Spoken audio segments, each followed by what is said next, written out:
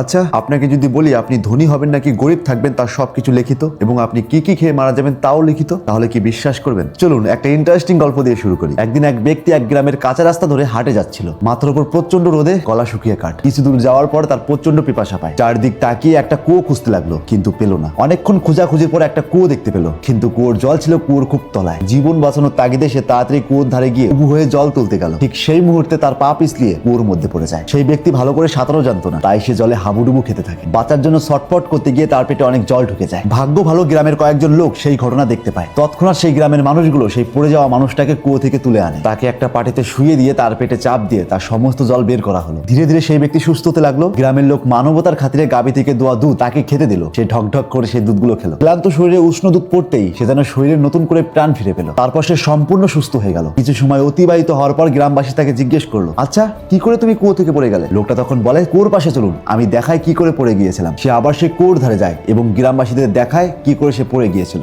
এবং যখন গ্রামবাসীদের সেই ঘটনা কুয়োর পাড়ে গিয়ে দেখাতে যায়, হঠাৎ করেই আবার তার পা পিছলিয়ে সোজা কুয়োর মধ্যে পড়ে যায়। কিন্তু আফসোসের বিষয়, এবার আর প্রাণ রক্ষা হলো না, কারণ কুয়োর জলের মধ্যে ছিল একটা সুচালো খাড়া করে রাখা বাঁশ। সে সোজাসুজি পা পিছলিয়ে সে বাঁশের উপর পড়ে যায় এবং সঙ্গে সঙ্গে সেই বাঁশ তার পিঠ দিয়ে ঢুকে পেট দিয়ে বের হয়ে যায় এবং ঘটনাস্থলেই তার মৃত্যু হয়। সবকিছু চোখের সামনে দেখে গ্রামবাসীরা হতবাক হয়ে যায়। কেউ বা কাঁদে, কেউ বা সৃষ্টিকর্তার কাছে প্রশ্ন করতে থাকে, হে ঈশ্বর, এই অন্যায় কেন? ঠিক তখনই সেখানে উপস্থিত ছিলেন একজন ধর্মগুরু। লোকজন তার দিকে তাকিয়ে প্রশ্ন করে, আচ্ছা মহারাজ, প্রথমবার কেন সে বেঁচে গেল এবং দ্বিতীয়বার কেন তার মৃত্যু হলো? ধর্মগুরু শান্তভাবে উত্তর দেয়, সে যখন প্রথমবারই কুয়োতে পড়ে গিয়েছিল তখনই তার মৃত্যু হওয়ার কথা ছিল, কিন্তু তার ভাগ্যে তখনও এক ফোঁটা দুধ বাকি ছিল, যেটা সে খাওয়া শেষ করেনি। তাই একটু আগে যে দুধ পান করলো তখন তার সম্পূর্ণ রিজিক পূর্ণ হয়ে গেছে। এরপর আর কিছু বাকি ছিল না, তাই সে আবার কুয়োতে গিয়ে মৃত্যুবরণ করলেন। তিনি একটু থেমে আবার বলতে লাগলেন, মানুষ কতটুকু খাবে বা কতটুকু পাবে তা আগে থেকে নির্ধারিত। কেউ একদিন আগে, কেউ একদিন পরে। তার সম্পূর্ণ পাওয়া থেকে সে কখনো বঞ্চিত হবে না। এ তো গেল একটা গল্প মাত্র। চলুন ধর্মশাস্ত্র এবং বাস্তবতা নিয়ে একটু আলোচনা করি। ইসলাম ধর্মের পবিত্র ধর্মগ্রন্থ কোরআনের সূরা আল কামের 49 নম্বর আয়াতে স্পষ্ট বলে, নিশ্চয়ই আমি সবকিছু নির্ধারণ করে সৃষ্টি করেছি। এবং এক হাদিস থেকে পাওয়া যায়, নিশ্চয়ই পবিত্র আত্মা আমার অন্তরে ফু দিয়ে জানিয়ে দিয়েছে, কোনো প্রাণী তার নির্ধারিত রিজিক সম্পূর্ণভাবে না পাওয়া পর্যন্ত কখনোই মারা যাবেন না। সুতরাং তোমরা আল্লাহকে ভয় করো এবং রিজিক উন্মেষণে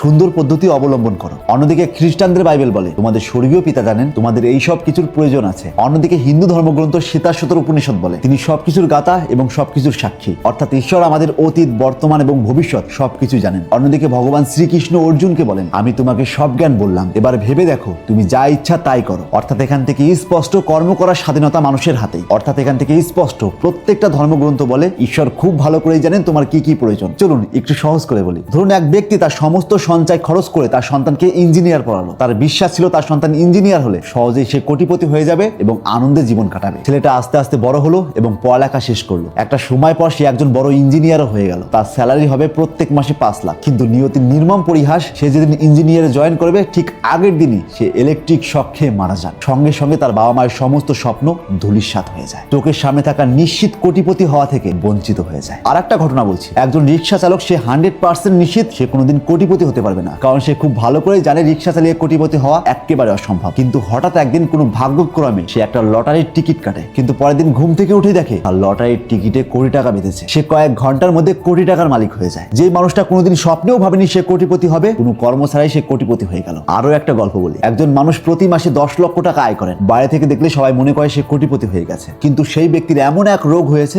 যার চিকিৎসার জন্য প্রতি মাসে 9.5 লক্ষ টাকার একটা ইনজেকশন দিতে হয়। এবার সত্যি করে বলুন তো, ওই ব্যক্তি এত টাকা ইনকাম করার পরও কোনোদিন কোটিপতি হতে পারবে? নিশ্চয়ই নয়। কিন্তু এখানে আয়ও আছে কিন্তু ব্যয়ও অনেক বেশি, যার জন্য সে চোখের সামনে কোটিপতি হওয়া থেকে বঞ্চিত হচ্ছে। অর্থাৎ এখান থেকে একদম স্পষ্ট আপনি কোটিপতি হবেন নাকি সারা জীবন গরিবই থেকে যাবেন তার সম্পূর্ণটাই লিখিত। আপনার ভাগ্যে যদি কোটিপতি হওয়া লেখা থাকে, সেই কোটিপতি হওয়ার থেকে কেউ বঞ্চিত করতে পারবে না। কিন্তু আপনার কপালে যদি কোটিপতি হওয়া না লেখা থাকে, আপনি শত চেষ্টা করার পরেও কোনোদিন কোটিপতি হতে পারবেন না। এবার প্রশ্ন আসতেই পারে, যদি সবকিছু আগে থেকেই ভাগ্যে লেখা থাকে তাহলে কর্ম করব কেন? ঘরে বসে থাকলেই তো হয়। আগে থেকেই ভাগ্যে সবকিছু লেখা থাকে, এটাকে বলা হয় তাকদির বা পূর্ণ লেখা ভাগ্য। প্রথমে আসি তাকদির জিনিসটা কি। তাকদির মানে এই নয় মানুষ বাধ্য হয়ে সবকিছু করে। তাকদির মানে হলো ঈশ্বর আগে থেকেই জানেন আপনি কি করবেন, কিন্তু তিনি কখনোই আপনাকে সেটা জোর করে করান না। ঈশ্বর ফল লিখেছেন, কিন্তু ফলের রাস্তা কর্মের সঙ্গে বেঁধে দিয়েছেন। যেমন মানুষ না খেলে সে কি বেঁচে থাকবে? পরীক্ষায় না পড়ে কি পাশ করা যায়? জমিতে বীজ না বুনলে কি ফসল হয়? নিশ্চয়ই নয়। বরং তাকদিরে লেখা আছে সে খাবেই যার জন্য সে বেঁচে যাবে, সে পড়বেই যার জন্য সে পাশ করবেই, কৃষক জমিতে বীজ বুনবেই যার জন্য ফসল হবেই। চলুন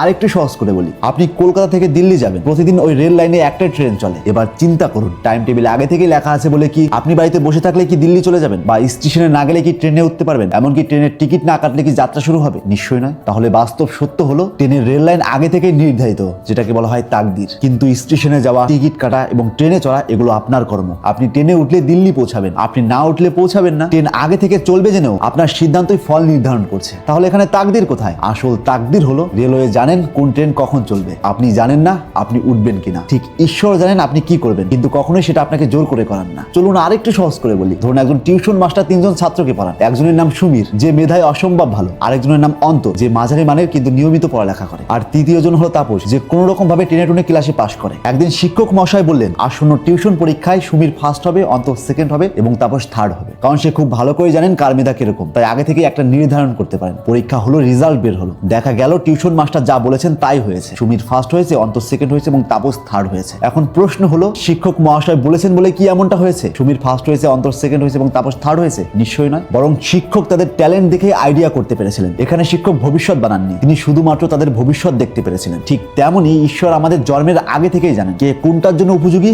কে কোনটা পেতে পারে এবং কে কোথায় পৌঁছাবে। তিনি চাইলে জন্মের আগে আমাদের সমস্ত কিছু দিয়ে দিতে পারতেন। যার কপালে ধনী হওয়া লেখা, তাকে ধনী বানিয়ে দিতে পারতেন। যদি ঈশ্বর জন্মের সময় সমস্ত কিছু দিয়ে দিত, তখন হয়তো আমরা বলতাম, আমাকে তো কোনো সুযোগই দেওয়া হলো না, আমাকে তো কোনো পরীক্ষাও নেওয়া হলো না। আমি যদি একটু চেষ্টা করার সুযোগ পেতাম, তাহলে আমিও অনেক দূরে যেতে পারতাম। যেমন টিউশন মাস্টার মশাই যদি কোনো রকম ভাবে পরীক্ষা না নিয়ে তাপসকে থার্ড বানাতেন, তাহলে তাপস প্রশ্ন করতো, স্যার যদি পরীক্ষা নিতেন আমি হয়তো সেকেন্ড হতাম। যদি অন্তরকে সেকেন্ড বানানো হতো, তাহলে অন্তর হয়তো বলতো, হয়তো এবার আমি ফার্স্ট হতাম। ঠিক তেমনই মানুষ যাতে ঈশ্বরের প্রতি কোনো অভিযোগ না করতে পারে, এই জন্য সৃষ্টিকর্তা আমাদের জীবনে কর্ম নামে পরীক্ষা সৃষ্টি করেছেন। এই পরীক্ষায় প্রশ্ন এক হলেও প্রত্যেকে উত্তর লেখে নিজের সামর্থ্য অনুযায়ী এবং ফলও হয় ভিন্ন ভিন্ন। সৃষ্টিকর্তা কখনো জোর করে আমাদের ভাগ্য লেখেন না, তিনি শুধুমাত্র নিখুঁতভাবে আমাদের ক্ষমতা সম্পর্কে অবগত। আর সেই ক্ষমতার পরীক্ষার নামই কর্ম। তাই আজ থেকে চোখ খুলুন আর এরকম ইন্টারেস্টিং ভিডিও প্রতিনিয়ত পাওয়ার জন্য তাপস এক্সপ্লোরার পেজটিতে ফলো দিয়ে রাখুন।